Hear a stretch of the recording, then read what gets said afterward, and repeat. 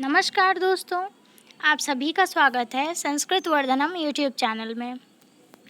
आज हम लोग जानेंगे कि LNMU BA part 2 Sanskrit honours के लिए कौन कौन सी बुक्स इम्पोर्टेंट हैं और आपको वो लेने ही चाहिए।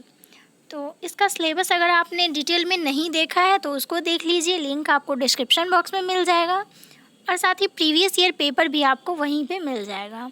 एग्ज़ाम के लिए syllabus and previous year paper बहुत ज़्यादा महत्वपूर्ण होते हैं, तो उसको देख लीजिए, अच्छे से समझ में आ जाएगा। अगर हम बुक्स की बात करें तो सबसे पहले यहाँ पे जो हमारा सिलेबस में है वो है कादम्बरी का शकुना शोपदेश।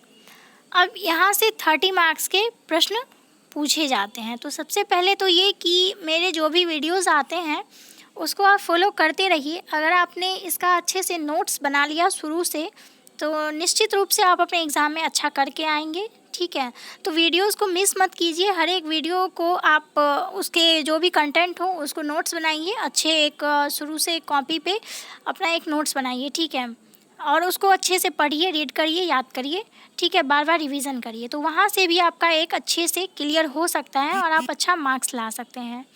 फिर भी हमें कुछ बुक्स की ज़रूरत होती है जो हर एक स्टूडेंट के पास होनी ही चाहिए। ठीक है, क्योंकि जब बुक होता है तो पढ़ने में बहुत सहूलियत होती है और उससे हम डीप नॉलेज ले सकते हैं। तो सबसे पहले हमारा आता है कादम्बरी का शकुनाशोपदेश। तो आप किसी भी राइटर का एक बुक ले सकते हैं कादम्बरी का, लेकिन वो हिंदी एडिशन का होना चाहिए।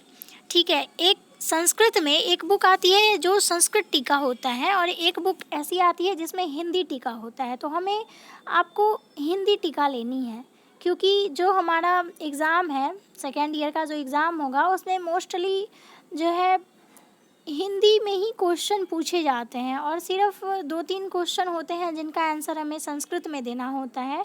इसीलिए यहाँ पे आप लोग हिंदी टीका को परचेज़ करें ताकि वो पढ़ने में भी सुविधा हो। और वैसे भी जो संस्कृत व्याख्या पूछा जाता है, तो अगर कोई संस्कृत ऑनर्स का स्टूडेंट है तो वो पूरा हिंदी पढ़ के, किसी भी काव्य का हिंदी पढ़ के और कुछ पॉइंट्स को वो लिख सकता है ताकि संस्कृत में वो व्याख्या कर सके। इसीलिए उसमें कोई दिक्कत नहीं होगी और आप हिंदी एडिशन का ही बुक लीजिए। आपको काव्य को समझने में या फिर नाटक है, गद्य है, जो कुछ भी है उसको समझने में सहूलियत होगी। तो आप हिंदी एडिशन का हिंदी टीका आप लोग कादम्बरी का एक ले लीजिए, वहाँ पे आपको डिटेल में पढ़ने को मिलेगा और आप अच्छे से उसको कर पाएंगे। बाकी आप मेरे वीडियोस को फॉलो करते रहिए। ठीक है, तो यहाँ से आपके 30 मार्क्स के प्रश्न बन जाएंगे। नेक्स्ट जो हमारा है वो है शिवराज विजय। शिवराज विजय में हमें सिर्फ प्रथम निःश्वास को पढ़ना है। तो यहाँ भी आप शिवराज विजय के प्रथम निःश्वास का सिर्फ प्रथम निःश्वास, ठीक है, वैसे तो इसमें 3 विराम है और 3 विराम में 12 निःश्वास है, लेकिन आपको सिर्फ यहाँ प्रथम निःश्वास लेना है। वो आप एक ले लीजिए जिसमें आपको प्रथम निःश्वास का पूरा सारांश मिल जाएगा, उसमें जितने भी गद्य हैं वो मिल जाएगा। ठीक है, तो आप इसको एक परचेज़ कर लीजिए। वैसे आप हर एक बुक को ऑनलाइन ही परचेज़ कर लीजिए, क्योंकि ऑफलाइन में शायद नहीं भी मिले। तो ये प्रॉब्लम होती है कि संस्कृत का बुक जल्दी मिलता नहीं रहता है, इसीलिए आप इस सब को ऑनलाइन परचेज़ कर लीजिए, वहाँ से आपको जल्दी मिल जाएगा। ठीक है, ये शिवराज विजय हो गया।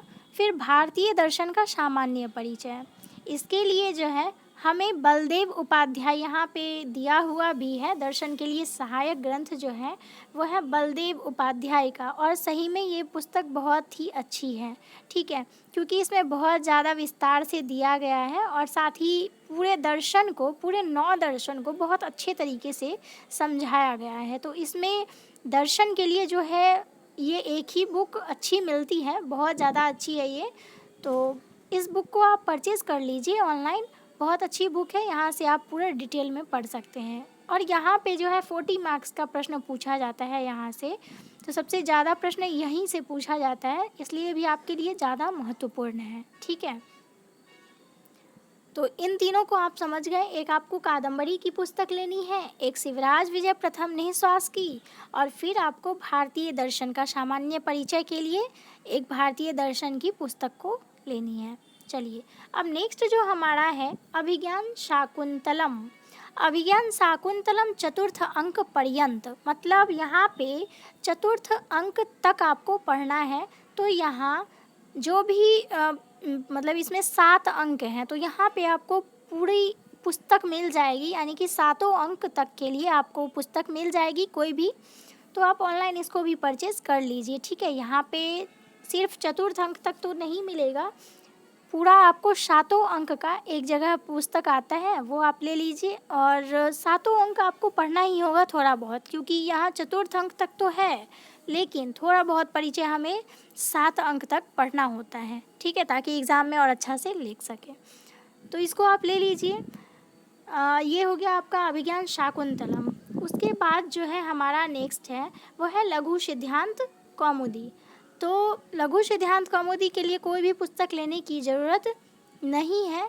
और आपने बीए पार्ट 1 में संस्कृत ऑनर्स के लिए जो लघु सिद्धांत कौमुदी का बुक लिया होगा, उसी से आपका ये कवर हो जाएगा, क्योंकि व्याकरण में हर टॉपिक कवर किया हुआ होता है, ठीक है। तो लघु सिद्धांत कौमुदी में हर टॉपिक होगा, उसमें मतलब ग्रामर के जितने भी टॉपिक्स हैं वो उसमें होंगे, तो आप वहाँ से उसको पढ़ सकते हैं। तो इसमें कोई बुक लेने की ज़रूरत नहीं है, आप बीए पार्ट 1 वाला बुक से इसको कवर कर सकते हैं। और अगर आपने बीए पार्ट 1 में बुक नहीं लिया था, तो फिर आप लघु सिद्धांत कौमुदी की व्याकरण की एक पुस्तक को ले लीजिए, वहाँ पे हर टॉपिक आपको मिल जाएगा।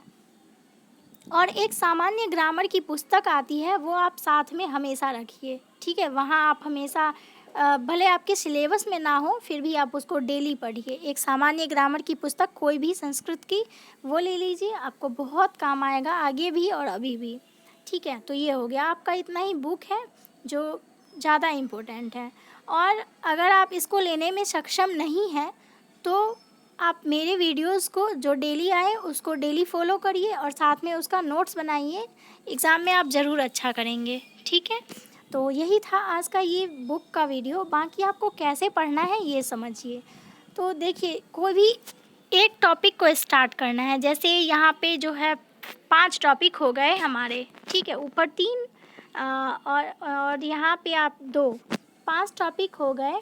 तो यहाँ एक दिन में पूरे 5 टॉपिक को बिल्कुल नहीं पढ़ना है। बहुत सारे ऐसे स्टूडेंट होते हैं जो चाहते हैं कि एक बार में सारा कुछ कर लिया जाए, लेकिन ये पॉसिबल नहीं है, ठीक है। धीरे धीरे करेंगे तो वो बहुत कुछ कर सकते हैं, और एक साथ अगर माइंड को पूरा कॉम्प्लिकेटेड कर लेंगे तो कुछ भी नहीं हो सकता। इसीलिए धीरे धीरे ही हमें पढ़ना है। कोई एक टॉपिक स्टार्ट करिए, उससे संबंधित जितने भी इम्पोर्टेंट क्वेश्चंस बन सकते हैं एग्ज़ाम के लिए, उसको एक जगह कॉपी पे नोट करिए। फिर जो भी उससे संबंधित श्लोक हो सकते हैं उसको लिखिए, ठीक है। इस तरह से आप इसको अच्छा कर पाएंगे। कोई भी एक टॉपिक स्टार्ट करके उसको एंड करके फिर सेकेंड टॉपिक स्टार्ट करिए, और बाकी पिछला जो टॉपिक आपने पढ़ा है उसको बार बार रिवीजन करिए। एक साथ एक टॉपिक स्टार्ट करना है, ठीक है। तो बस इसी तरह से इसको कंटिन्यू करना है, पढ़ना है एक एक करके, ताकि अच्छे से सिलेबस आपका कवर हो सके, एग्ज़ाम में आपके अच्छे मार्क्स आएँ, ठीक है। तो बस यही कुछ थोड़ा सा वीडियो था जो कि इम्पोर्टेंट बुक्स के लिए था। तो मैं आशा करती हूँ आप लोग समझ गए होंगे। बाकी डिस्क्रिप्शन बॉक्स में टेलीग्राम चैनल का लिंक दिया हुआ है, उसको ज्वाइन कर लीजिए। वहाँ पे जो भी आपके डाउट्स हों वो आप पूछ लीजिए, और जो भी प्रीवियस ईयर पेपर के वीडियोस हैं उसको देखिए, अच्छे से समझ में आ जाएगा कौन कौन से टॉपिक्स को आपको कवर करना है, ठीक है। तो चलिए हम लोग ऐसे ही नेक्स्ट टॉपिक पर, जो भी हमारा शिवराज विजय से संबंधित इम्पोर्टेंट, अभी हमारा यही स्टार्ट है, मतलब शिवराज विजय अभी हमने स्टार्ट किया है। तो उसमें एक वीडियो मैंने सामान्य अध्ययन का बताया है, तो उसको देख लीजिए, ज़्यादा अच्छे से समझ में आ जाएगा।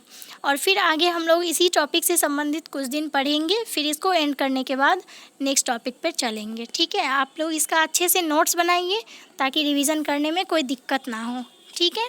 तो इस तरह से पढ़िए, एग्ज़ाम में ज़रूर अच्छा मार्क्स आएगा। तो चलिए मिलते हैं नेक्स्ट वीडियो में किसी और टॉपिक पे लेके, तब तक के लिए धन्यवाद।